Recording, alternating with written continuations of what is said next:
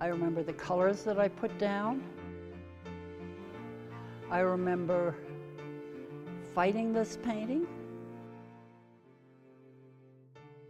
It did not come easily. But what made this painting was when I had the courage to take up and put this stroke down. And once I did that, it made the demands for the whole rest of the painting.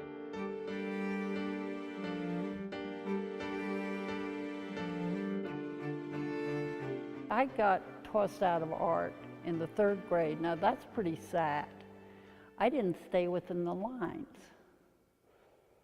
And as you can see, I haven't stayed within the lines for the rest of my life.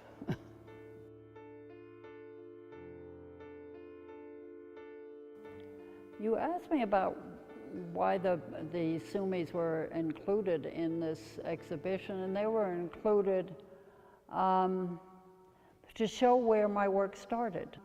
Sumi is probably little known. It's a form of Oriental, some say Chinese, some say Japanese, but it's ink on rice paper.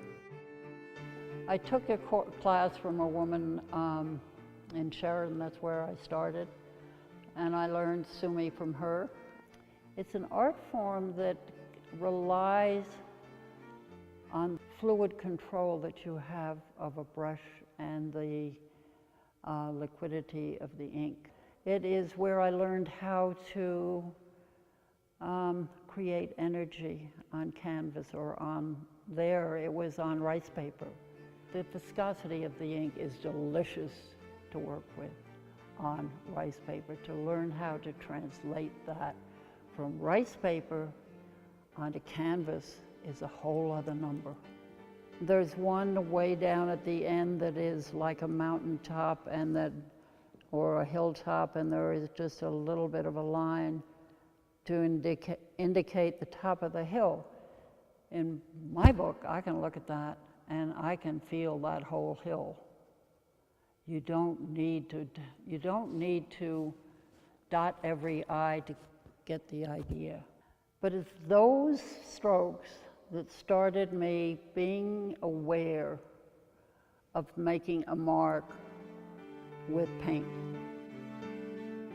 I think the title of this one is Audible Breath, and it's titled that because the gestures here are wild.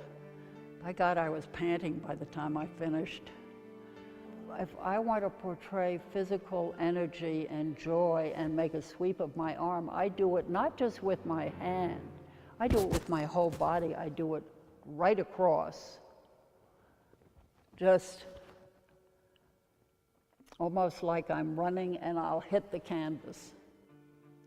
And that is the same value and stroke that there was on a piece of rice paper. You know, there's some things you learn instinctively, which is if you have a stroke that is this wide and most of your strokes are this wide, somewhere you need delicacy. So you need a very fine line. Step back from this. Okay, you're now 15 feet away from it. Do you feel differently than you did when you were within 2 feet of it? Yeah. You do feel differently. And again, if you went back another 15 or 20 feet, it would encompass you in a way it doesn't right now. That's the fascinating thing about art. It makes a huge amount of, with my work at least, how far away you are and how close. They're totally different paintings if they're far away or close.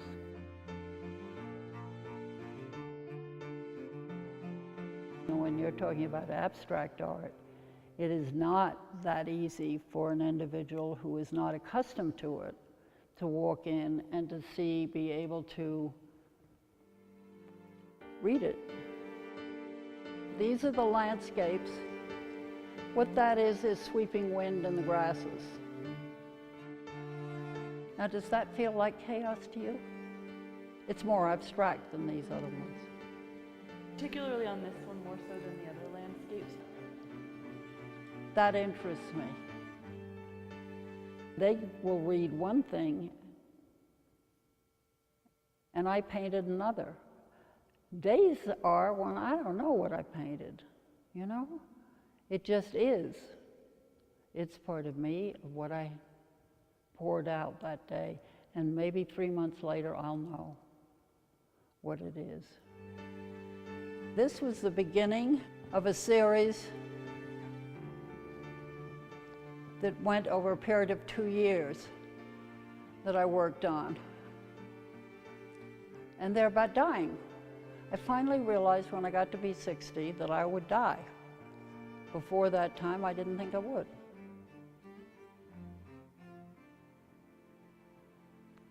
And it took me 2 years of investigating, and 2 years of painting, and 2 years of writing, and 2 years of crying, and 2 years of struggling to come to terms with that, to come to terms with that I would die. It takes me a long time, and I'm talking about months, to get far enough away from something that I have made to be able to see it without all the emotional stuff that went on when I created it. When do you know when a series is Done. finished? It's like when you've been out with a guy and you don't kiss him goodnight, you know it's finished. Yeah? And God, I love painting. This video has been made possible by the Wyoming Arts Council and the UW Art Museum Gala Funds.